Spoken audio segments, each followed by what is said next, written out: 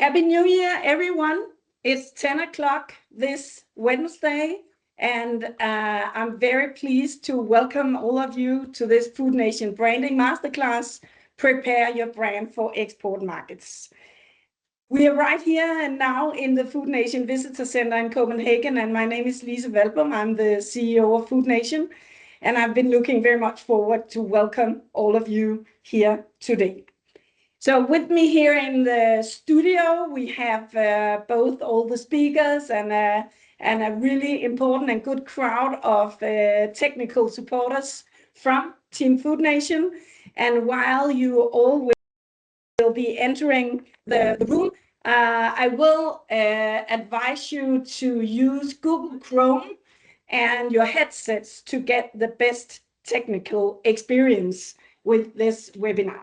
So while you're entering, please, to get the best possible experience, use your headphones and, if possible, Google Chrome.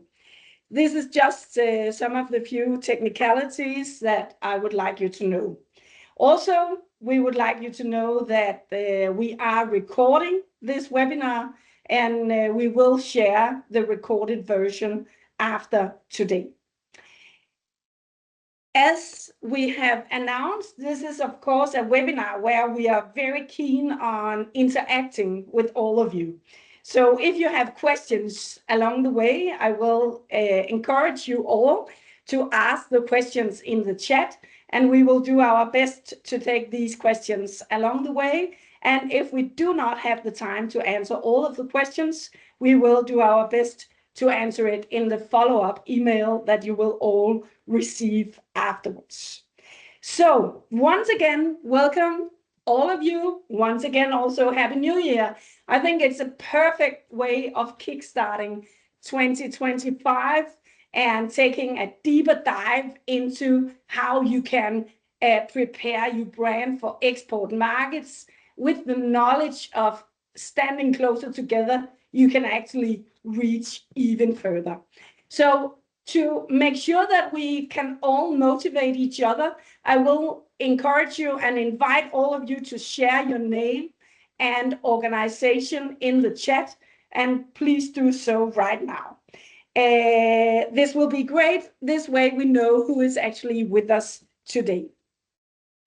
And while you are sharing your name and organization, hopefully in the chat, and if you kind of see me looking around, it's because I have several screens around me here. And now I will just go down here on this screen to move on so I can actually also see the chat function on this screen. So that's why.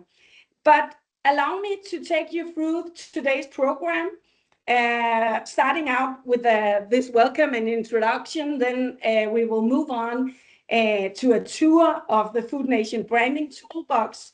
And this is my good colleague, Natascha Carlson, Project Manager in Food Nation, that will take us through this part of the program. Then we will take a deeper dive into how we are going from strategy to reality, from a market success and how it is sparked with a branding strategy. This will be by Christian Moe Halsted, Chief Strategy Officer and founding partner at Everland.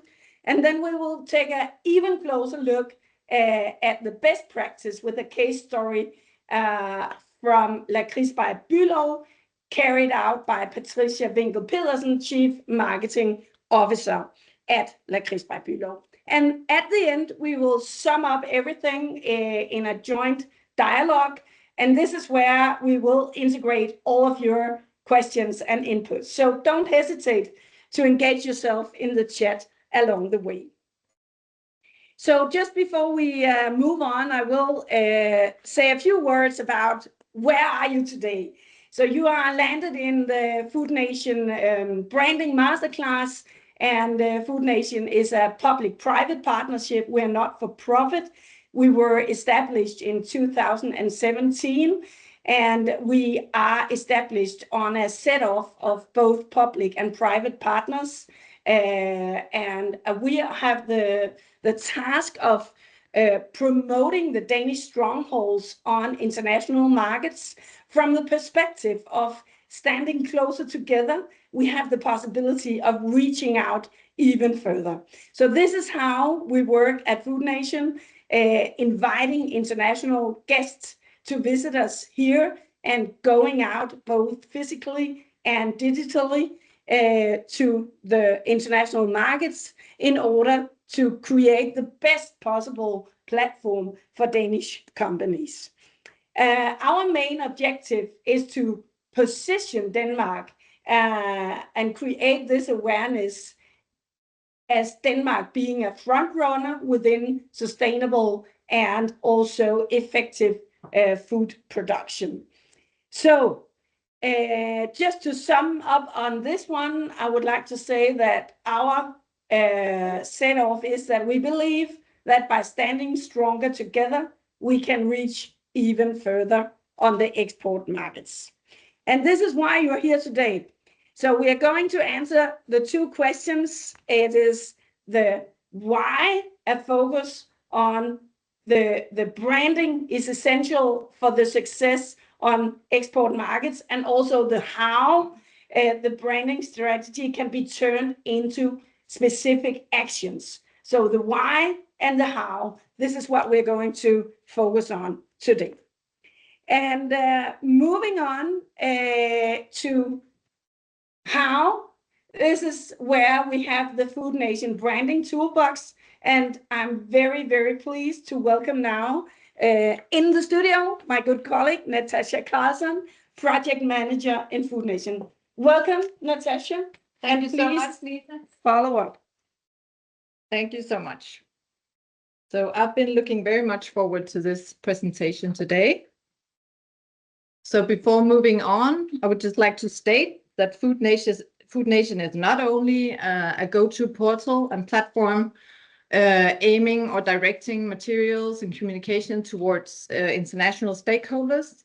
We are also contributing with export promoting branding initiatives that strengthen the global positioning of the Danish food cluster.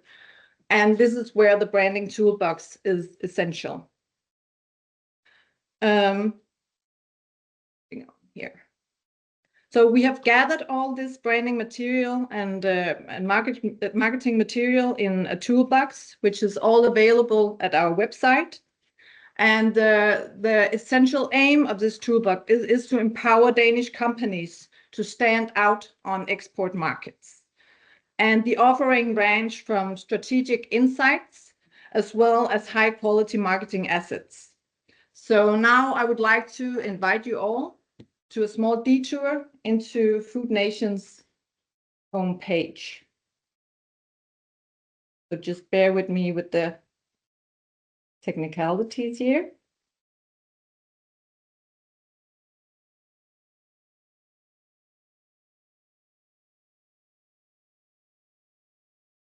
So now you are all watching the Food Nation web page.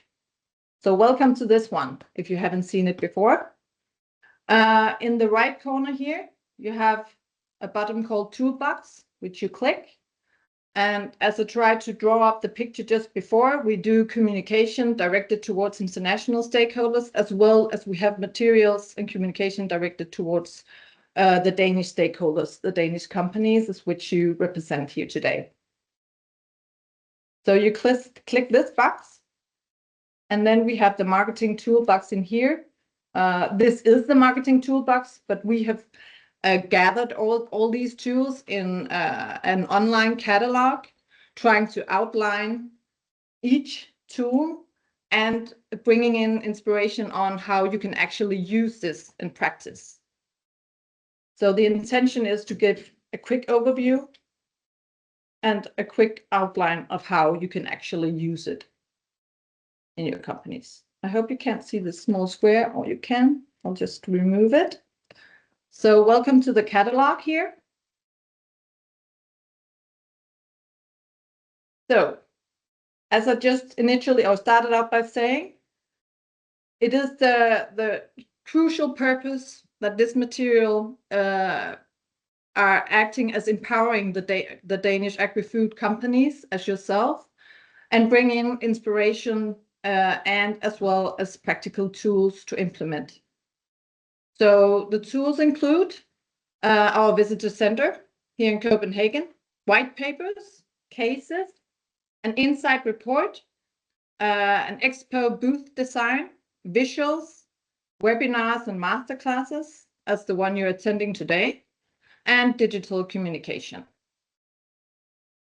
So I'll just be showing you this and using this as point of departure for just presenting these specific tools to, or each tool to all of you participating today. So we have the visitor center here in Copenhagen.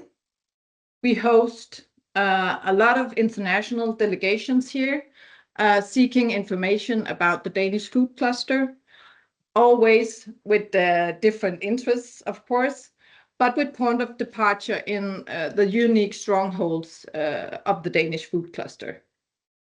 I'll get back to these strongholds before because we talk a lot about them, but I'll just address what it actually is. But what I want to say here is that our visitor center is most often used to actually host these delegations, but we would also like to invite Danish companies to use the visitor center and use our venue and facilities here to activate sales-driven activities, maybe a small event for your company, or inviting potential business partner to do some kind of initiative here. It's a nice venue and a very nice location. And we know that a lot of small businesses don't necessarily have the venue for actually inviting in maybe international or potential international business partners. So on that note, I'll move forward. Then we have white papers, which can function as inspirational content marketing tool for Danish companies. We also use these white papers as communication materials when communicating about the Danish strongholds or directed towards international stakeholders. So getting back to the strongholds, each white paper unfolds each of these strongholds. So each stronghold is represented by a white paper. The strongholds, which we talk so much about, I have a square in my screen here, sorry. You can actually perceive them as very important competitive parameters to unfold on international markets. So this is where Denmark has the leadership of actually performing and positioning our product and solutions on international markets. And these strongholds include, and I'll just list them here, climate, collaboration, gastronomy, health, innovative technology, organic, food quality and safety, and sustainability. And then as well, the sectors which are represented here is biosolutions, ingredients, and seafood. And this materials is developed continuously, so more will come also in the future, and they will be updated continuously, so you have the newest possible data here.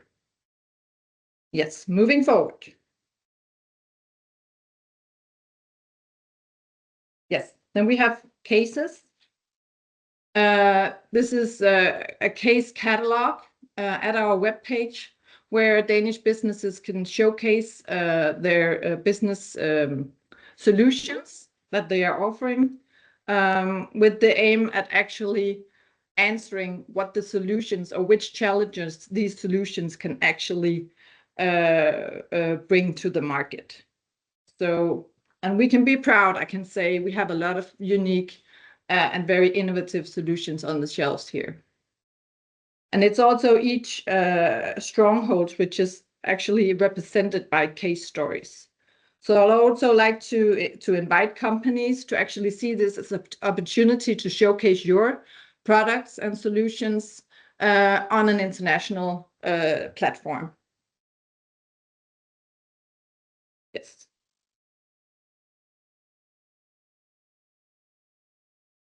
Yes, then we have the insight report, which is an annual report that the Food Nation gets done or provides in collaboration with a professional bureau. We've used Opinion the last couple of times to gain insights about how is Denmark or Danish products perceived at international markets, and what is our reputation on specific markets, but also what are the very important strongholds to maybe highlight even more on these markets. So that's why it says market insights to inspire and shape strategy, because hopefully you can use this to actually initiate some of your strategic works on these specific markets. So I will very much like to invite you to dive into these. And the market focus varies from year to year. So there's a lot to choose from and a lot of insight to gain here. I'll just go further down. Then we have an expo booth design, which we have had developed with professional designers, with the profound aim of our belief of standing, which Lise addressed just initially, that standing together, we believe that by standing together, we stand stronger on international markets, and that we can actually lift each other and level ourselves if we stand together as Danish companies with our unique solutions. Yes, so this is staging Danish companies with a visual and communicative common narrative. So maybe more relevant to implement in organizations when going abroad together. But now you know it's here. Then we have visuals, photos, graphics, and videos, which you can all use for free. I know that sometimes that can be a struggle if you have to create some content very, I don't know, with very short time frame. Then it's nice to know that you have a place to go where you can actually use it for free. So you don't have to pay a lot of money to use something of the materials that are already there on the large World Wide Web, I was about to say. But hopefully you can find some inspiration here as well to implement in your material. Yes. Then we have webinars and masterclasses, which we also offers regularly with the intention of bringing a variety of inspiration on how companies can approach export branding and marketing initiatives. And this is as the one you are attending today.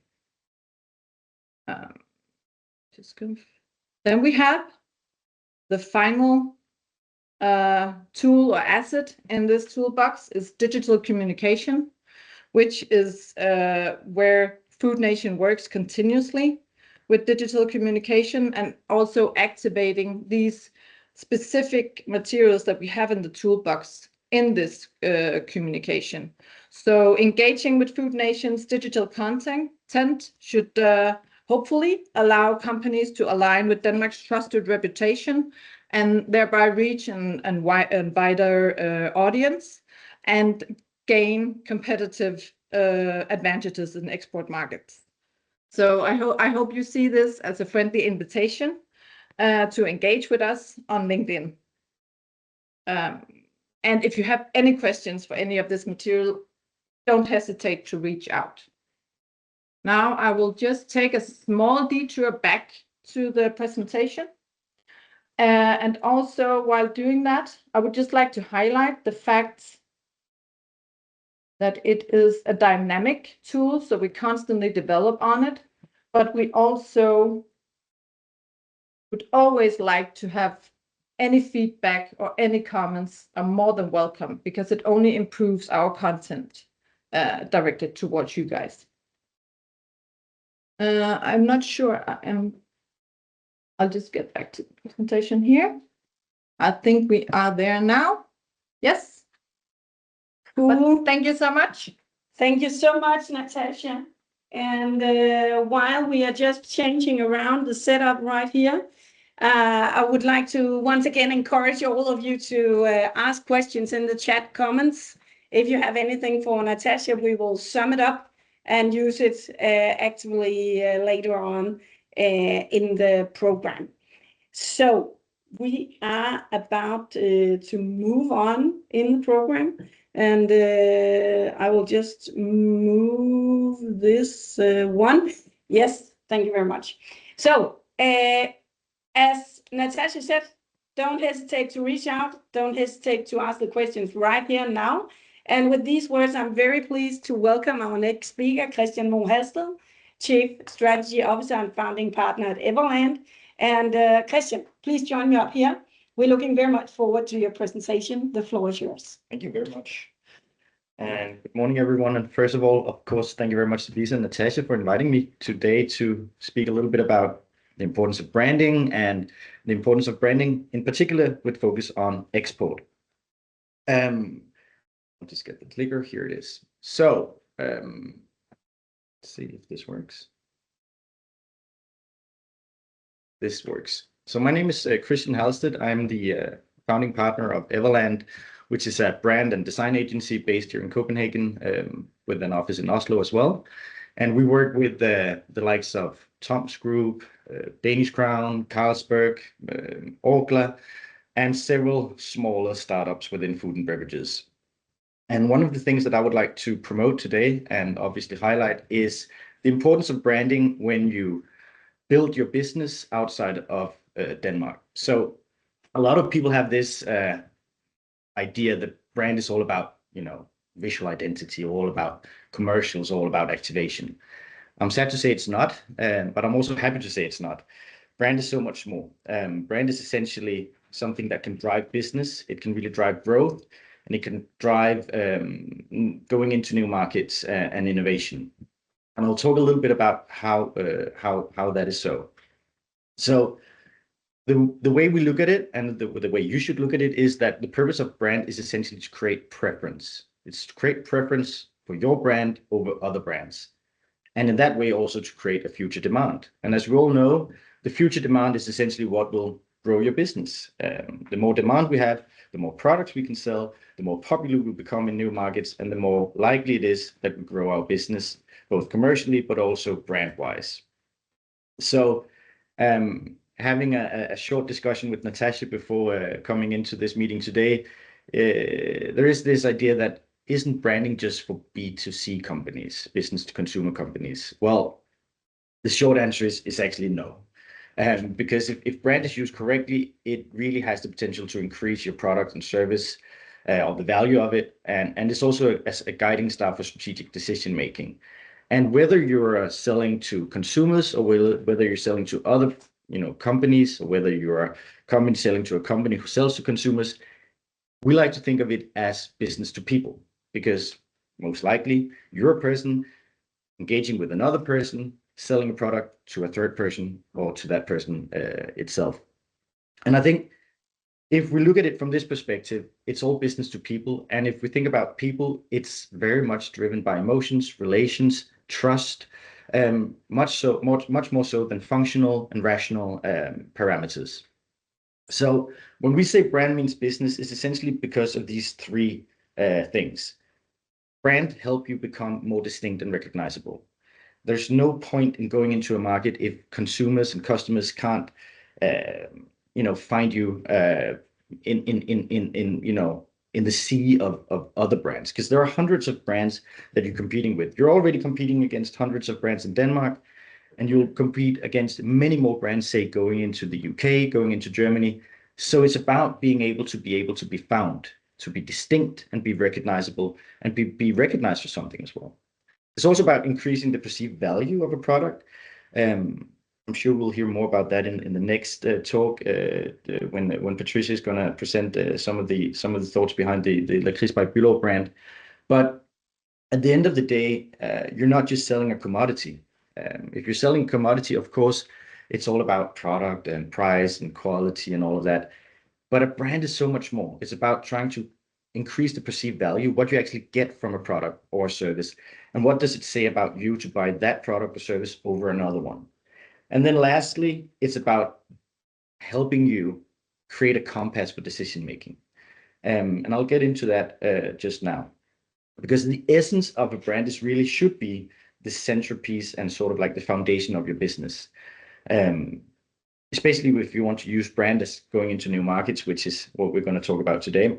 And one of the ways that can help you think in that way on that term is, or in those terms, is to think of your brand as a promise.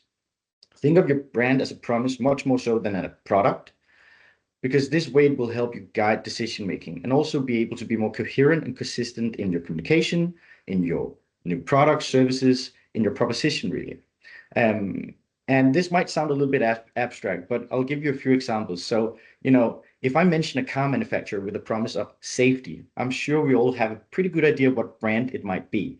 I can assure you it's not from South Korea. It's a little bit closer to Denmark. It's obviously from Sweden, and I don't think I have to say more about that. A car manufacturer from Sweden who sells safety through cars is essentially how they build their brand, because safety is important in Sweden, as it is important in Germany, as it's important in the US and in China. So they really have a proposition that goes beyond just having a steel box that drives on 4 rubber wheels. It could also be a soft drink with a promise of happiness. Again, I trust that you can guess what brand this is. It's a brown, sugary liquid. But at the end of the day, they don't sell brown, sugary liquids with, carbonation in it. They sell happiness. That's essentially what they sell. Or a third example here from Denmark, which is, at the end of the day, for some, maybe just a plastic brick. But from a brand perspective, it's the proposition of imagination. And all of a sudden, they don't sell plastic bricks. They sell imagination. They sell creativity. And they sell something that is so much more important for people, going back to this idea of business to people rather than business to consumers or business to business. They sell imagination because that is what we buy. We buy imagination to pass it on to our kids, or even to use our own imagination and creativity to build things, maybe out of plastic bricks, but at the end of the day, to sort of promote and encourage kids to think for themselves. So if we think of this idea of brand as being a promise, it's all of a sudden it becomes sort of the centerpiece of a brand or of a business. It sort of implies or indicates and gives inspiration to your strategy and your business activities, to your operations, to your products and experiences, to say the least, and then obviously also to brand activation and campaign, which is also part of marketing, of course. And one of the ways I would encourage everybody to think about it is to be able to answer really 3 questions that are quite simple, but are probably also pretty tough to answer. And one of them is essentially, what's the value your brand offers that people truly want that they cannot get elsewhere? If you're a meat manufacturer, you can't just go into Germany and think that, well, let's try to sell more meat in a market that is, pretty saturated and mature. So what's the value? And it doesn't, here I'm not talking about quality or price or taste, which are very subjective, but the value your brand offers people that they cannot get from other brands in the market already. The other thing is, what is your brand's distinct perspective on life, and how does it inform your action? Sounds a little bit abstract, maybe even a little bit philosophical, but think about it in terms of the Lego example. They believe that kids needs to be nurtured through imagination and creativity. That's their perspective on life. And that's that informs their way of doing business. So all of a sudden they have a brand-led way of going into new markets. They have a branded way of evolving and driving their business forward. And then the third question, which is equally abstract, I would say, is who do you help people become? If I buy Lego, I become a dad who encourages my kids to use their own minds, use their imagination and creativity to, develop and progress as people, not just sitting in front of a screen watching YouTube. So who do you as a brand or as a company help people become? That is a very essential question.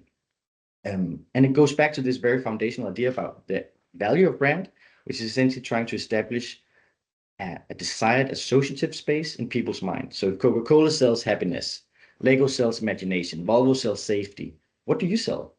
And being able to answer that question is really the root cause of trying to become more brand-led business, and especially going into new markets, being able to create a value proposition that is not just on functional and rational parameters, but is also around emotional and relational parameters. It's so important because that helps you stand out in a market that is, flooded with brands.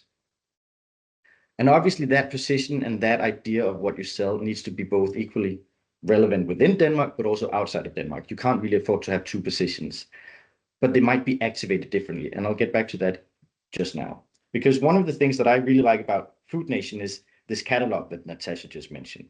You have access to so much material, and you have access to so many masterclasses, insights, data, and you need to use it because that will give you the strategic advantage. It will really give you so much advantage going into new markets, but also building your brand with something or through something on something that resonates on an emotional level. And when I talk about insights, it's not just about, say, the obvious facts, observations. It's about the stuff that motivates people to buy a product or service from you other than others. So it's really about using insights to create a brand that makes you relevant, which is essentially also part of the purpose of brand building. So how do you become relevant? And you might like to think of this in terms of how you become relevant in other aspects of life too. And obviously it starts with talking and engaging in things that people give meaning to. So the more meaningful you could become in people's lives, the stronger a brand you become. The more meaningful you become, obviously, you need also to become meaningful, you need to understand and know something about people, the people you're selling a product to or marketing a product towards. And that starts with insights. So insights essentially is the foundation for strategic advantage and innovation. The more we know about people in the market we're trying to sell to, the more innovations, the more new products and new ideas we can come up with that are very targeted our proposition. So there are three ways of thinking about insights, and I think there's only one right way to think about insights, which is the opposite of facts. And let me just give you an example. So one could be that we all know cocoa prices are rising, right? That's a fact. That's an objective reality. We all know that. You can't really use that to create innovations because that is just factual data or information. Then there's the second part, which is observation, which is noticeable patterns, what you sort of recognize reading the news, being in the category, talking to consumers and customers, which is, you might hear about new innovations that are gaining traction. That could be within cocoa as well. We're seeing a number of new ingredients, a number of new ideas going into cocoa and chocolate production due to the cocoa prices, obviously, one of the reasons why that there are a lot of investment into new ingredients. And then there's the insight, which is the underlying motivation for people to actually even buying into a new product or new proposition, which could be cocoa-free as a sustainable alternative. All of a sudden, we frame it in a different way that isn't just about, the prices of our raw material is increasing, so we need to have, get more money for our products. But it might be positioning themselves as a completely different alternative to the conventional products. We saw it in oat drinks, which isn't just an antidote to conventional cow milk. It's a way to sort of communicate progression. It's a way to communicate that there's a new generation that expects more from dairy companies. That doesn't mean dairy companies are obsolete. It just means that there's progress in the market. And the insights we need to understand is that a lot of people want to sort of associate themselves with new products rather than the conventional products. That is the underlying motivation. And that is essentially what can create a new subcategory. And as you probably all know, new subcategories lead to innovation, which leads to increased value, which leads to increased growth. So really, the foundation for brand building is think of it as a promise, and then don't think of it as just taking your good product that you have in Denmark to a new market and expect people to buy it just because it has better quality at a decent price. And don't expect people to engage in any way whatsoever, because the world doesn't need another food brand. You need to think of it in a different way. The world needs a new perspective of what we eat. That will help you so much in trying to go into new markets. because the world, doesn't need more brands. It needs better solutions, or it needs different ways of thinking about what we consume, what we buy. And in just a few minutes, we will hear, a really good example of one of the categories and one of the great brands of Denmark going into new markets with such an idea. Obviously, it's Lakrids by Bülow, which isn't just competing against other Nordic licorice brands. That's not the idea of Bülow. The idea of Bülow is so much more. It's not about selling candy and getting a bag of Haribo wine gums in front of a movie on a Friday evening. It's about enjoying a treat, 2 or 3 pieces after dinner with friends and loved ones, which is a different way and perspective of what we eat, rather than just creating another Nordic licorice brand that the world really doesn't need. Another example could be Perfect Season. Some of you might know them as Planteslagterne. They recently rebranded to become Perfect Season in order to become more internationally focused and export their great products. And I think one of the propositions that they're really trying to push, especially into Germany, is the idea of being Nordic by nature. This isn't about being plant-based. Plant-based is a very rational, functional idea of something we eat. But eating Nordic and eating Nordic nature is so much more relational and is so much more emotional, and has a lot of purity and a lot of health and sustainability. Some of those strongholds that Natascha mentioned before, and they're really using them to their advantage going into new markets. Because Spanish food isn't as Nordic or pure and necessarily as healthy perceived as some of the Danish products that we're seeing from Perfect Season. So using the Nordic foundation as the lever for export. The third example is obviously the syrup company that recently became Bite in order to become more relevant outside of Denmark, which is a great brand that is really trying to push sustainability. And this is a B2B brand. They're selling primarily to hospitality, cafes, restaurants, hotels, coffee shops, and so on, to create a culinary experience. So they're not selling sugary syrups. They're selling a culinary beverage that can help your brand, say your cafe, your restaurant, create a much stronger culinary experience. They're not just another orange juice or another soda or another soft drink. They're creating tailor-made culinary experiences that are, saving the world from a lot of plastic and glass, but also creating something that is very, very culinary driven, which is essentially also something that Denmark is very well known for outside of our borders. So these 3 examples are just 3 of many great examples of how to use insights, but also how to use the associations of the Nordic region, in particular Denmark, to go beyond the Danish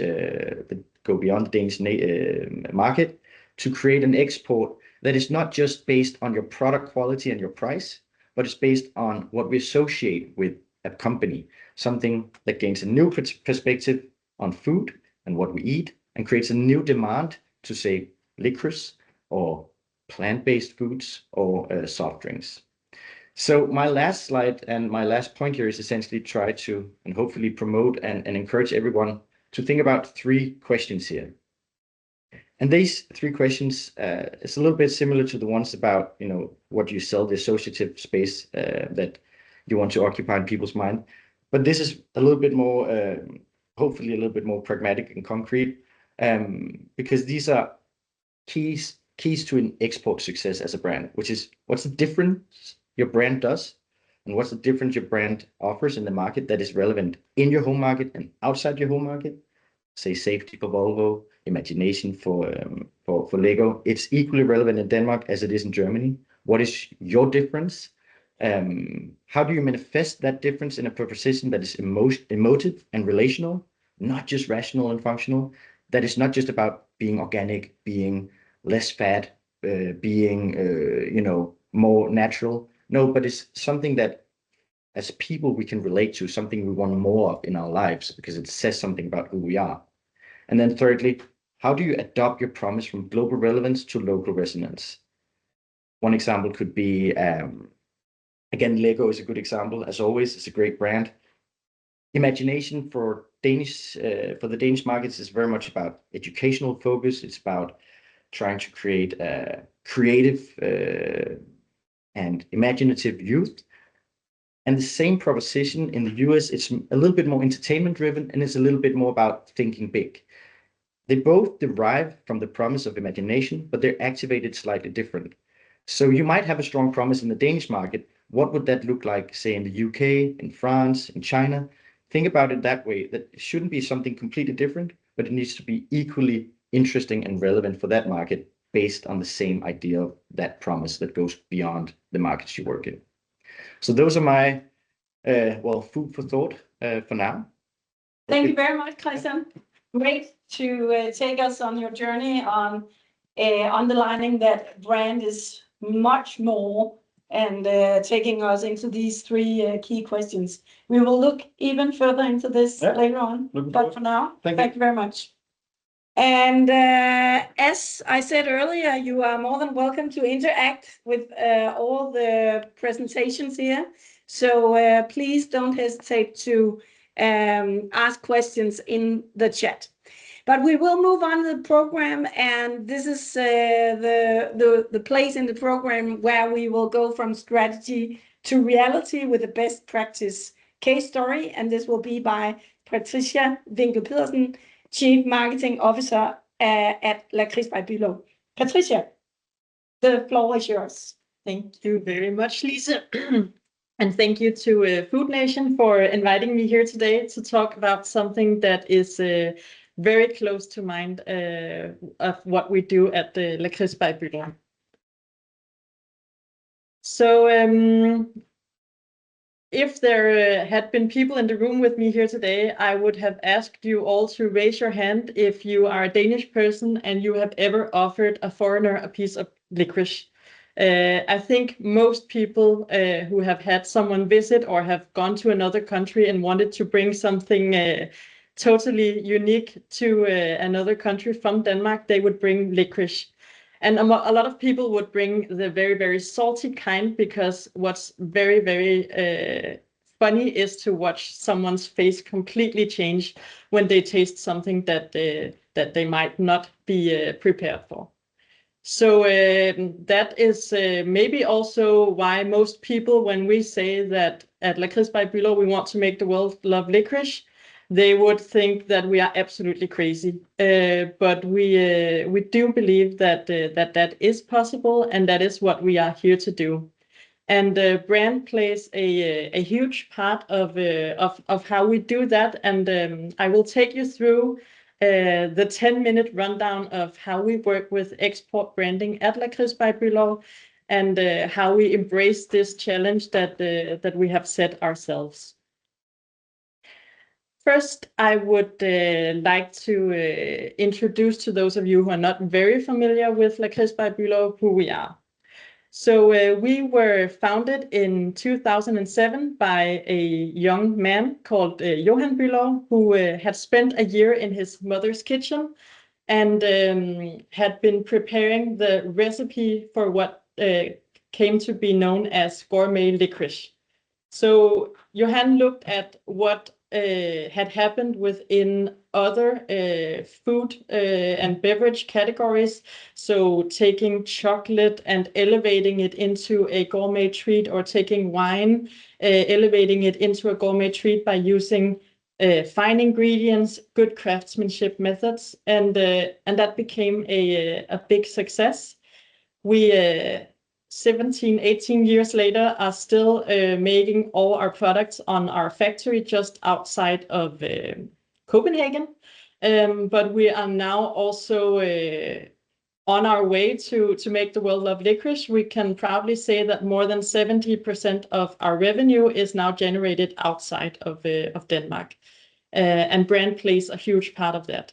And one of the strongholds that Natascha mentioned is obviously quality, which we play a lot on in our communication, but also sustainability. So in a few moments, I will take you through what we did to prepare ourselves before we went out onto the world stage, so to speak. And one of the things was to work on how we position ourselves within sustainability, and how we work to minimize our impact as we grow as a company.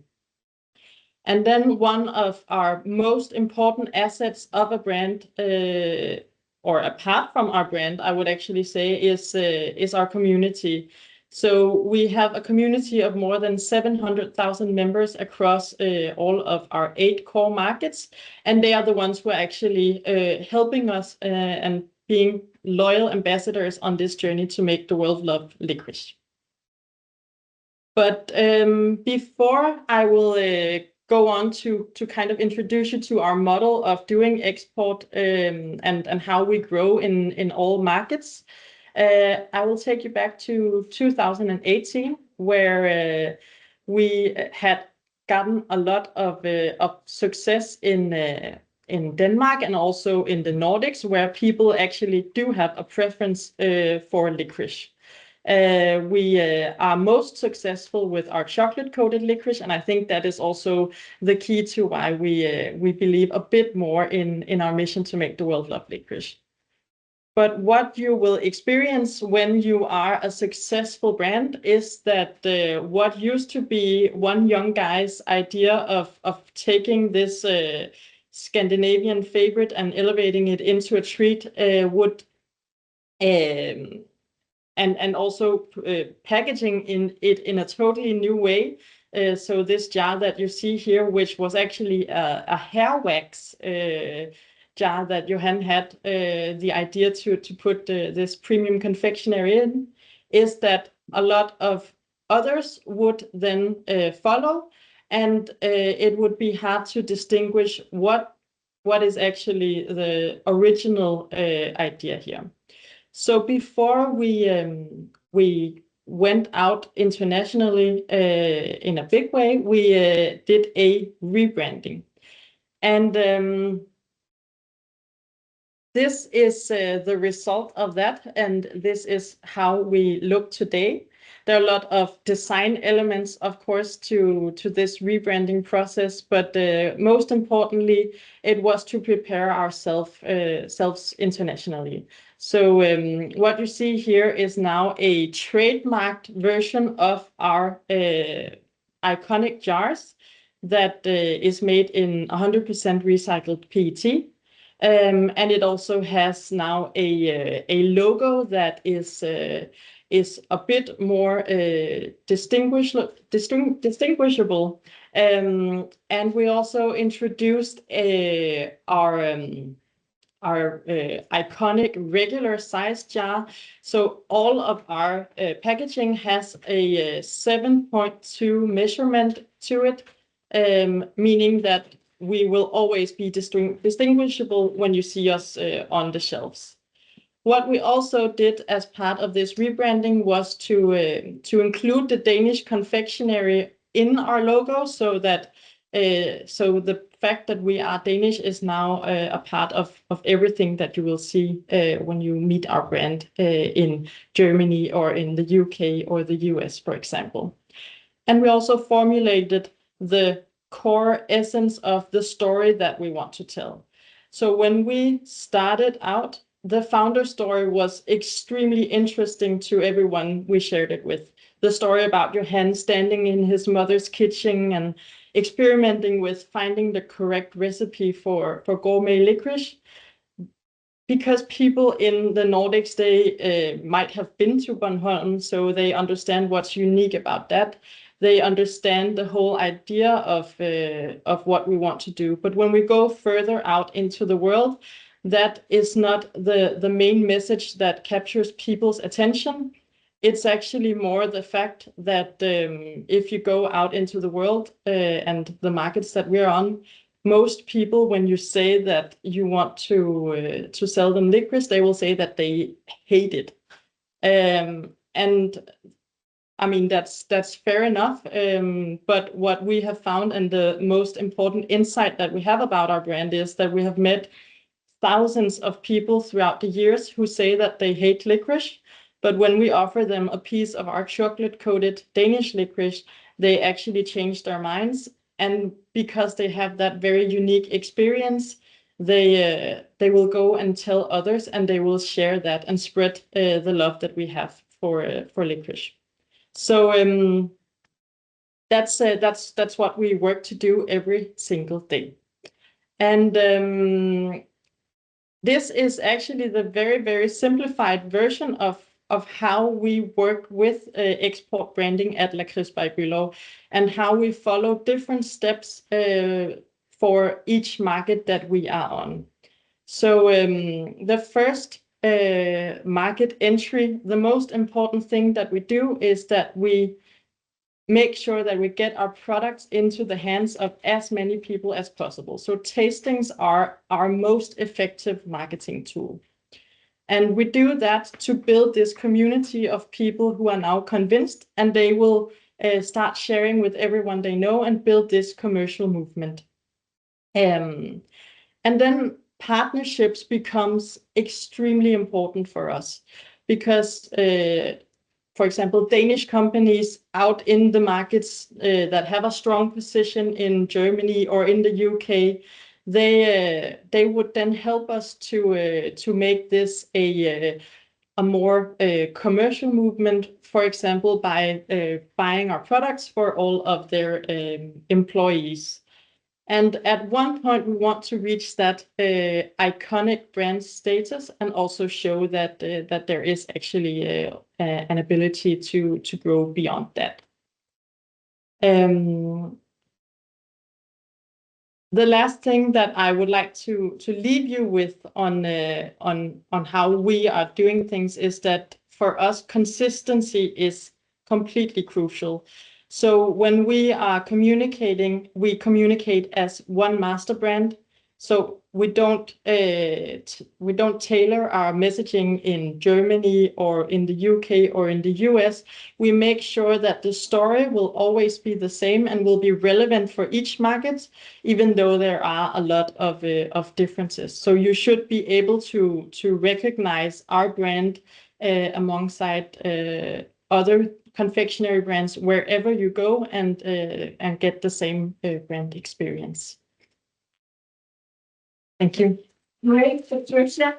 And I'm just walking into the studio here with lots of nice things, as you can see right here. Yeah. This is our Lakrids in Food Nation, as we really love. So thank you very much for your presentation right now. And I will just move on with this one, because now we are actually at the step in the program where we are ready to take questions. So I'll just move over here, change position, and invite both Christian and Natascha into the stage. And I'm sure we can be here, all of us together. And if you feel like you can have a Lakrids. I never say no to Lakrids. No, why not? I mean, and sorry for you out there not having one, but we'll just enjoy one right here, making noise in the studio, and having a hard time asking questions. But no, actually, I have to stand over here and see if we have questions. So let me take a look while I'm chewing. It's a little bit embarrassing, but why not?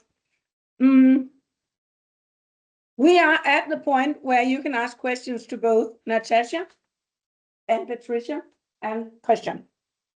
But while I'm just chewing, I would like to start out the dialogue right here, because I mean, I feel very, very inspired by both of your presentations, and also yours, Natascha, because I think that what we saw in your presentation, Christian, is that when brands succeed in explaining what is so much more than the product, that's where we gain the attention on the international markets. So my question for you is actually,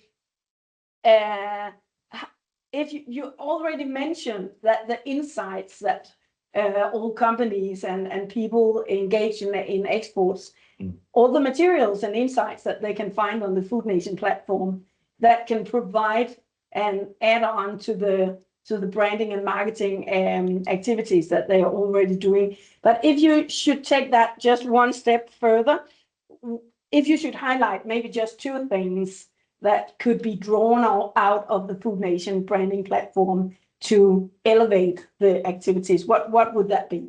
I think, best case examples like the one you just gave, Patricia, is so good as inspiration, but don't take them as a solution for any other brand. Essentially, apply them to your situation, apply them to your product, and apply them to your vision as a company.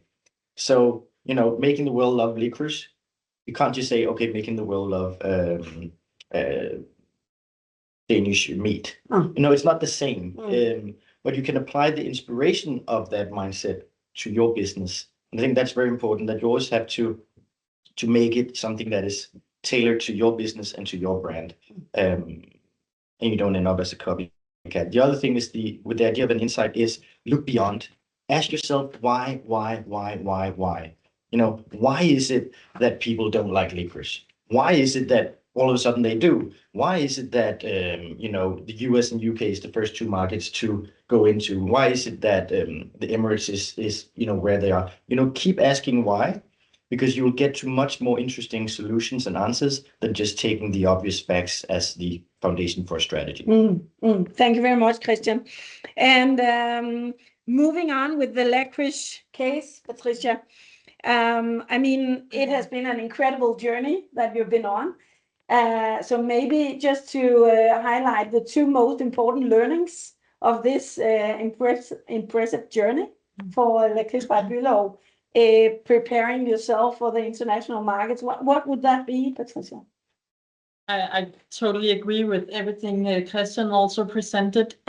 Our most important task as marketeers is to simplify so our brand is as easy as possible to understand.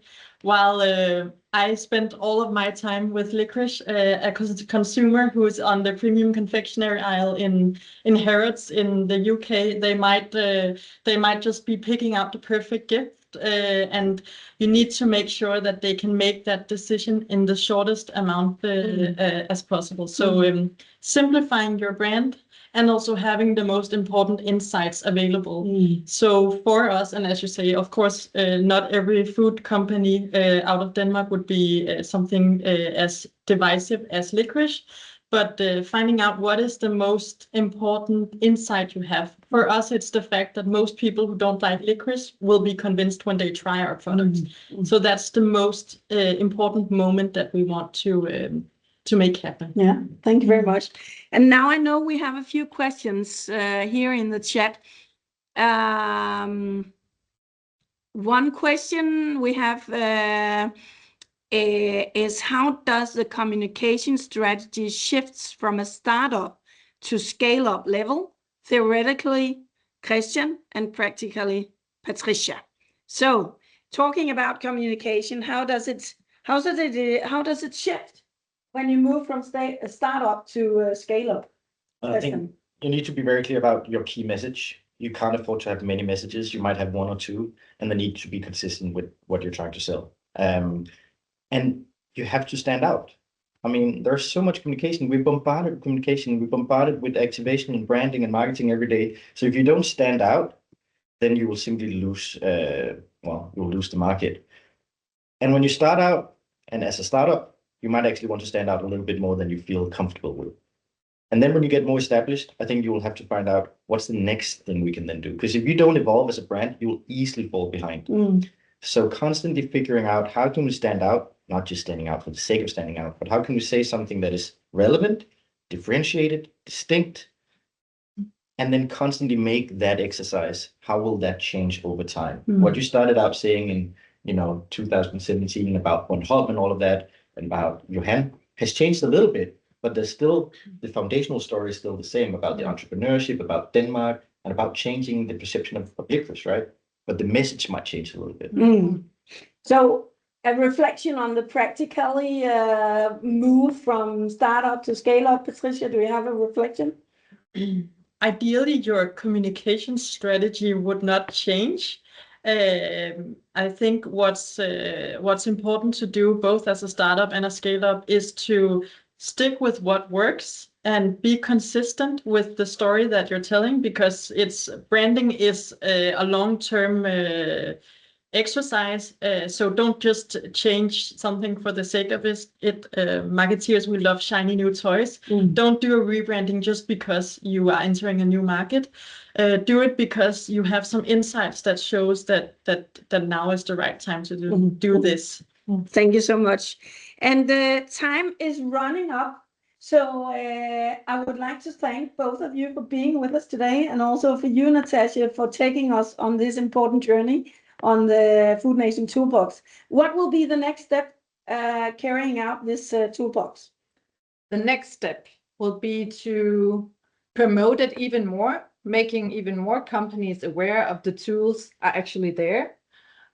We would like to engage more actively in different networks around in Denmark, also physically. So I would actually use this occasion to invite people to reach out, contact me or some of my dear colleagues. If you have a place where it would be relevant for us to maybe unfold our materials even more. So it will be an active what would you call it, initiative for 2025 to actually unfold this even more and engage even more with the Danish companies. So activating the insights, as both Christian and Patricia were highlighting, this is what we are going to do. Yes. And this is what we're promising. And while I will take another Lakrids and finalizing this morning webinar, thanking all of you for participating, I will encourage all of you to, of course, follow Food Nation on our social media, the LinkedIn, and also visit the online catalog as presented here today. Thank you, everyone, for participating, and hope to see you again. And mostly thank you for Patricia and Christian and Natascha for presenting today's tool. Thank you very much, everyone. Thank you. And cheers.